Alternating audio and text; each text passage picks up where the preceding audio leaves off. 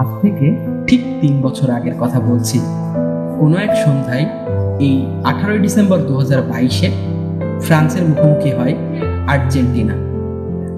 আর সেই ম্যাচে আর্জেন্টিনা এবং ফ্রান্স হাড্ডাহাড্ডি লড়াই করে 36 বছর পর আর্জেন্টিনা ট্রফির মুখ দেখে। তো ম্যাচটি ছিল আসলেই অভাবনীয়, অকল্পনীয়।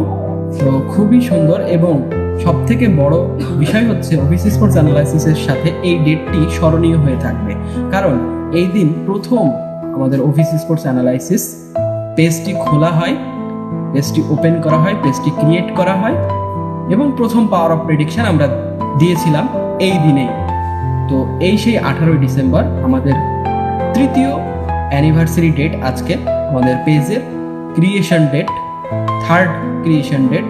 এই ডেটটি আসলে ভোলার নয়, খুবই মেমোরেবল একটা ডেট। সকলের জন্য শুভকামনা।